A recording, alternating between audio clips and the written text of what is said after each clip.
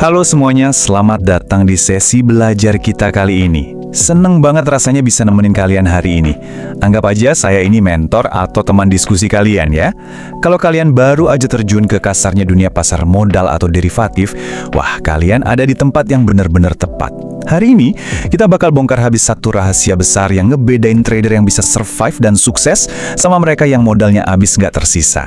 Kita bakal bahas tuntas, langkah demi langkah, gimana sih cara ngebangun trading plan yang disiplin. Yuk langsung aja kita mulai. Kita mulai dari satu pertanyaan yang mungkin agak-agak menohok nih. Pernah nggak sih kalian mikir, kenapa ya mayoritas trader pemula itu sering banget gagal, bahkan cuma dalam beberapa bulan pertama mereka? Realitanya memang agak pahit. Pas baru mulai kita tuh biasanya semangat banget ya kan? Ngebayangin kebebasan finansial, bisa kerja dari kafe mana aja, dan pastinya pengen cepet kaya. Tapi pasar itu nggak selalu ramah sama ekspektasi kita. Kenyataannya banyak pemula yang malah rugi besar terus akhirnya nyerah. Kenapa? Bukan karena mereka kurang pinter loh, tapi seringkali karena kesalahan-kesalahan dasar yang sebetulnya gampang banget dihindari. Nah, ibaratnya lagi road trip, kita kan butuh peta ya, biar nggak nyasar. Sama kayak sesi kita hari ini, kita punya peta jalan. Kita bakal ngebahas realitas pahit di pasar, senjata rahasia yang harus kalian punya, 3 pilar utama dalam strategi, kenapa kalian butuh jurnal trading, dan pastinya gimana disiplin itu jadi kunci utamanya. Oke, siap? Langsung aja kita masuk ke poin pertama kita, realitas pahit. Di sini kita bakal ngomongin soal jebakan emosional dalam trading yang pasti dirasain sama semua pemula. Coba deh, saya pengen tanya langsung ke kalian. Pernah nggak kalian lagi deg-degan parah, panik, terus akhirnya ngejual aset di harga paling bawah? Atau kebalikannya, ngerasa FOMO, takut ketinggalan kereta, terus nekat beli di harga pucuk? Kalau pernah, tenang, kalian nggak sendirian. Di satu sisi, kita dihadapkan sama ketakutan, kayak stres dan panic selling. Di sisi lain, ada keserakahan, kayak overtrading atau sok berani nggak baikin stop loss karena yakin banget harga bakal balik naik. Percaya deh, dua kutub emosi mentah ini tuh musuh terbesar yang pelan tapi pasti bakal nguras habis modal kalian. Terus, gimana dong cara kita ngelawan emosi-emosi liar tadi? Nah, kita masuk ke bagian kedua nih. Kenalin, ini adalah senjata rahasia mutlak buat kalian. Inilah dia, trading plan. Gampangnya, ini tuh panduan tertulis, isinya aturan dan strategi yang bakal jadi peta objektif kalian. Tanpa rencana yang tertulis ini, wah, setiap pergerakan grafik, setiap kedipan lampu merah dan hijau di layar itu bakal kelihatan kayak sinyal yang menggoda banget. Kalian ujung-ujungnya cuma tebak-tebakan pakai feeling yang seringnya meleset. Tapi kalau kalian punya trading plan, kalian punya jangkar. Ini yang bikin kalian tetap rasional dan gak gampang kepancing buat bikin keputusan impulsif. Ingat ya, kuncinya harus tertulis, bukan cuma dihafal. Oke, sekarang kita melangkah ke bagian ketiga. 3 pilar utama. Ini tuh bener-bener pondasi atau komponen inti dari strategi eksekusi kalian. Ada 3 langkah yang urutannya itu mutlak, nggak bisa ditawar sama sekali.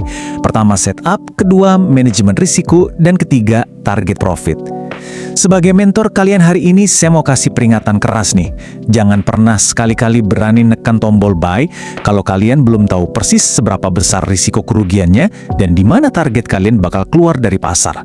Semuanya wajib direncanain dari sebelum masuk. Kita bedah langkah pertama dulu ya, yaitu setup. Setup ini nentuin kapan dan kenapa kalian masuk ke pasar. Biar nggak asal nebak. Misalnya nih, kita cuma mau masuk kalau trennya lagi bullish atau naik yang kelihatan dari harga di atas moving average 50. Terus kita tunggu indikator RSI di angka 30-40 yang artinya udah oversold atau jenuh jual. Terakhir, kita cari konfirmasi dari bentuk candlestick kayak hammer atau engulfing. Kelihatannya ribet? Justru kriteria ketat kayak gini yang ngebantu kalian nyaring noise atau kebisingan pasar. Jadi kalian cuma ngambil peluang yang probabilitas menangnya bener-bener tinggi. Nah, bagian yang paling krusial dari pembahasan kita tuh ada di sini nih. Coba perhatiin pembagian porsi persentasenya. Ini adalah langkah kedua, manajemen risiko. Dengerin baik-baik ya, sehebat apapun setup kalian, seakurat apapun analisanya, itu nggak ada artinya kalau kalian ngerisikoin semua modal dalam satu kali transaksi. Aturan emasnya, jangan pernah merisikokan lebih dari 1-2% dari total modal kalian per trade. Stop loss kalian fungsinya buat nahan kerugian di angka sekecil itu. Kenapa? Biar kalaupun bagian yang 2% ini beneran loss, kalian masih punya 98% modal yang aman buat comeback besok. Ini rahasia mutlak biar akun kalian gak gampang boncos. Langkah ketiga, target profit. Banyak banget trader pemula yang jago cari pintu masuk tapi nyasar pas cari pintu keluar. Padahal tahu kapan harus ngamankan profit itu sama pentingnya. Kalian bisa pakai strategi kayak trailing stop buat kunci untung pas harga lagi bergerak naik. Dan yang paling penting, pastiin rasio risk to reward kalian minimal 1:2. Artinya apa? Potensi keuntungannya harus selalu 2 kali lipat lebih besar dari resiko.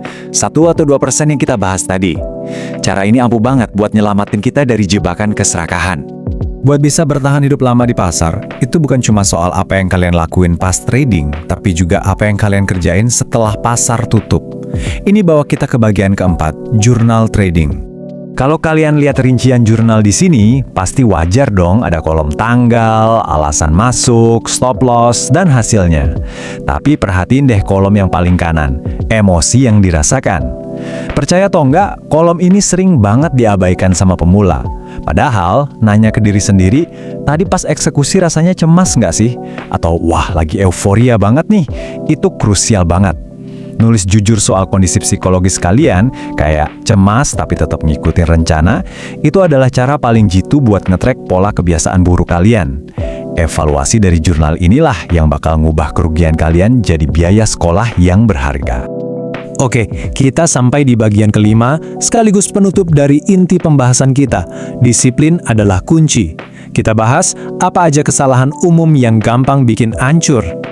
Sebagai pemula, gampang banget loh buat kita tanpa sadar mensabotase diri sendiri. Jadi tolong hindari jebakan-jebakan Batman ini ya.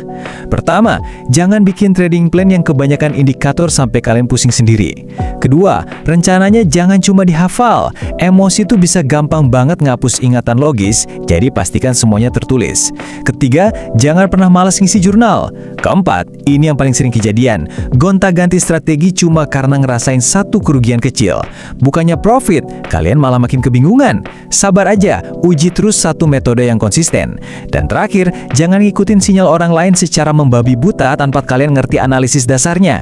Kalian harus mandiri. Jadi, semua obrolan kita hari ini tuh terangkum dengan sangat sempurna di kutipan ini. Gagal dalam trading bukan karena pasar jahat, tapi karena kesalahan kita sendiri yang tidak dikoreksi. Kalian tahu, pasar itu entitas yang netral banget. Dia nggak peduli siapa kita, mau kita pemula atau profesional. Kendali penuh buat bisa sukses dan ngelindungin modal, itu 100% ada di tangan kalian. Kuncinya ya cuma satu, kedisiplinan buat ngejalanin rencana dan kemauan buat terus perbaikin diri dari hari ke hari.